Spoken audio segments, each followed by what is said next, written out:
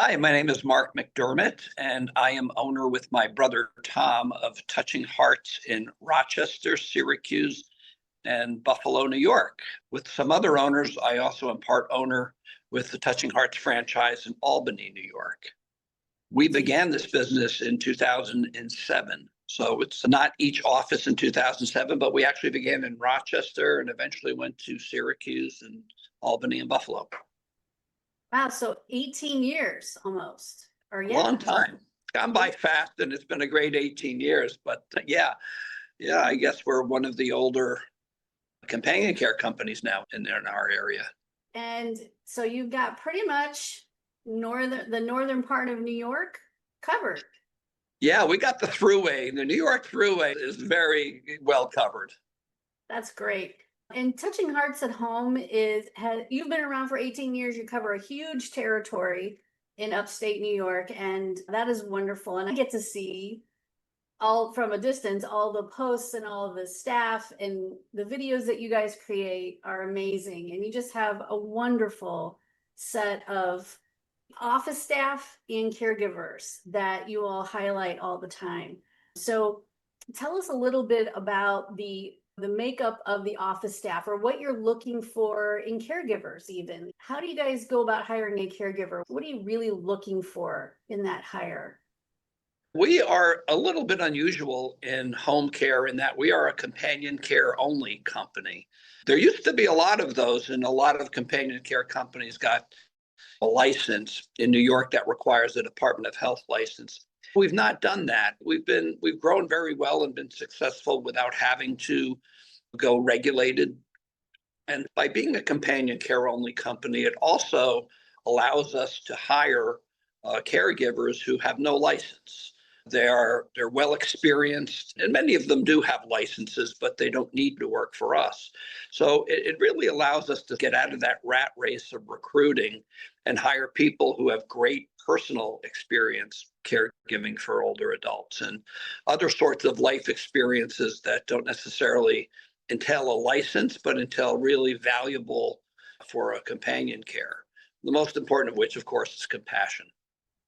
Absolutely. And that is a great differentiator, I think, that people don't realize. And I know that when we talk to other home care agencies, they do struggle a lot more because they have to hire CHHAs. Yep. And you can hire folks, you have a less of a competitive issue with hiring caregivers because you don't require that. And that is a very great differentiator. And you're right, there are seniors who have retired that could be they're looking for extra work, and they could be a great companion to someone. College age students who are going into the healthcare field, who don't have a license yet, who can be a great companion. So all across the spectrum, you've got amazing people who just have a heart for this and really want to help. Yeah, you're right, Valerie. And we've had all of the above. I remember one of our caregivers, Joe, was 83 when he decided to hang up his caregiving hat. And obviously, a person like Joe can't care for all the different sorts of clients that we have, but he certainly was a great match for quite a number of them. And his matching ends up being the key. We have between the four offices, we have about 250, 260 caregivers. And so in each office, there's a lot of choices when it comes to matching for the right clients. We do look for diversity in our caregiving staff, and we do value different experiences and ages and walks of life to be able to match up with our clients, who are, of course, also very diverse. Yeah, absolutely. When an adult child, I'm 54, so I am the prime example of that. I have a 75-year-old mother, and if she were to need care, and I've never been in this business, and I've never had this experience before, I'm going to be a little overwhelmed by this whole thing emotionally. I know financially, it's a lot of questions. So when someone calls your office and says, I think we need home care, but I'm not sure, what can they expect? Well, the first thing they can expect is to speak right away with a human being. We don't believe in phone trees in our business, and we staff our offices so that somebody will reach a live human being, just not to be taken for granted these days. It won't be a bot, and it won't be an answering service. It'll be one of our staff members. The second thing I hope they can expect each time would be someone who understands, someone who does have the compassion and is going to be listening not just with a business ear, but with an ear toward how can we help whoever is calling, whether it's the daughter, the son, the client, the social worker who's referring. We want to add value in that phone call no matter what happens. We get many phone calls, as you can imagine, and they're not looking for the care we provide, but we're going to do our best to try to find, add value to that person in some way to get them connected with what they may need. But what will most often happen is either the person answering the phone or someone else in our office will have an initial discussion to fact find and try to understand the situation. And provided there is a potential match, to arrange a quick family visit. When I say quick, I don't mean 15 minutes, but it happen right away. As time is often of the essence. These are often crisis situations. So we're usually able to meet with a family within a business day, sometimes the same day. And that will be a more involved fact finding and make sure that we understand. And if it is a good match, then, we make our schedules and we sign paperwork and we're ready to go. And it's usually within a couple, 3 days that we're able to start cases. That's great. Yeah, I think time is of the essence for sure. Most time, we wish it wasn't this way, but for most of us, there's a straw that breaks the camel's back, so to speak, and Right. there's been a hospitalization. Someone's going to be discharged tomorrow because nobody stays in the hospital for very long anymore. Right. Quick hospitalizations or quick discharges, or someone's, taken a fall, and we can't have them continue to fall, so we need some help in the home. Yeah, usually it's we thought this was coming, but here it is. So that's great. And I know that your staff are great listeners and take into consideration all the family dynamics. So that's a great way to start. Do you have minimums? So how many hours what would be the expectation for a minimum number of hours per week? Yeah, we have a minimum of 16 hours a week and a minimum of a 4-hour shift. We do make exceptions. Of course, in this sort of business with people, you always have to have exceptions in mind. So we do occasionally make exceptions. We'd also take a short-term respite sort of case that would be for a week along those lines, minimum hours, minimum of about a week. But yeah, those are our typical minimums anyway. And you can provide up to 24-hour-a-day care too, right? Absolutely. We can also provide live-in care. So those are a couple different options to address those cases where the needs are very significant. Honestly, 4 hours goes by just like that. So if, someone does just need 4 hours of care, 4 days a week, and that could just be a grocery trip and some meal preparation and getting everything settled and everybody where they need to be. And 4 hours has gone by pretty quick. Yeah, I think, yeah.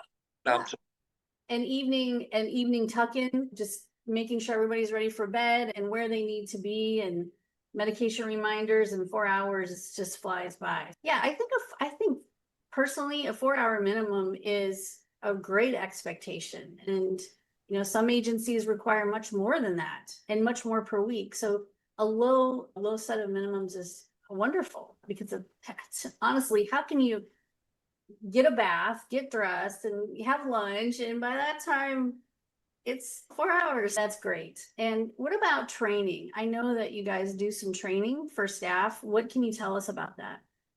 We do. We have an initial orientation with our staff where we cover, of course, not only the rules and regulations, if you will, boundary policy, but we also talk about dementia and other important elements that are really basic, which is about what you can accomplish in one day of an orientation.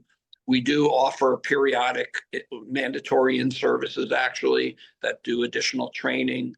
We recently had some TIPA snow training for our offices. We also offer voluntary training monthly. so that we have different topics that we rotate and folks can avail themselves. Those are voluntary. But so there's a wide range. I think what's important for us, though, is we hire people who often bring lots of their own training and experiences to the table. And when it comes to clients that we have whose needs are very significant, we have to make sure that not only the training we provide, but the person's background lends them the capabilities to deal with those challenging situations. And for less challenging situations, we may not need as thorough a background and level of experience. So again, we realize that the training we do is limited and that we've got to make sure we're matching people who have other qualifications and experiences that will make them successful. I think your expertise in matching the right client and the right caregiver is really what it comes down to. Having been around for 18 years, serving all of upstate New York, basically, you guys have not only, I would imagine, you have a huge pool of caregivers, 250, you said. So finding the right match is often a big challenge for smaller agencies. So when you have a large pool of caregivers to choose from, and you know who has experience, and you've talked to them and they've worked cases for you in the past, and they've become like family to some of these clients, then you guys can make a match much easier than a lot of other agencies. Yeah, and I reflect on when we were starting, it was much more difficult when you had the 10, 20, 30 caregivers. And now we have what I consider a critical mass, so that in terms of meeting schedules and filling in call-offs and making good matches, we've got a lot of human resources to do that. And that is what everyone should be looking for in an agency. The safety of the backup plan already being in place. If someone's sick, someone has a flat tire, a sick child, you guys cover it. And that's also the benefit of hiring an agency, is having all those Exactly. the safety of that it's not replaceable. And an agency that's been around for as long as you guys have, you wouldn't be in this business this long if you weren't great at what you do. So we thank you for all of that. Is there anything else you'd like to tell us about Touching Hearts at Home? Anything that we didn't cover that you want everybody to know about? Yeah, I'd like to brag a little bit, if it's okay. It's along the lines of reliability and what we just talked about. We track very closely how many shifts we miss in the course of a month, and we do this on a monthly basis. And we've got about a 97 or 98% shift coverage rate. And the reason I bring that up is because there's such a perception in the home care world that it's unreliable. And it's when somebody calls off, good luck. You're not going to find a replacement. We're really good at filling those situations where, a caregiver is sick or their car breaks down or something happens. And we track it very closely. And that's something I pay a lot of attention to. And it's part of our culture to keep that number of missed shifts in the course of a month very low. That is awesome. And you know what? There is no greater peace of mind than knowing that if your regular caregiver can't be there, then someone else will be. The adult children who don't live, whether they live a mile away or they live 500 miles away, that adult child is always glad, or that family member, whoever that is always glad to know that someone's going to see mom today or dad. Absolutely.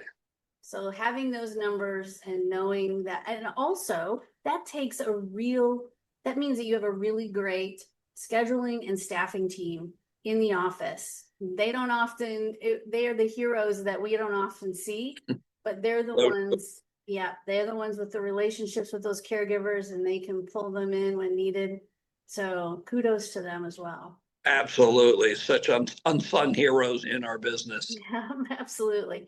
Thank you for telling us all about Touching Hearts at Home. We're so glad that you cover all of upstate New York and are providing the care for families who oftentimes would try to go without or didn't even know this was possible. So thank you very much. You're welcome, Valerie, and thank you for this time, but also the training that you provide to our sales staff, which has been really instrumental in moving the ball forward for us. We're growing very well, and I appreciate all that you do.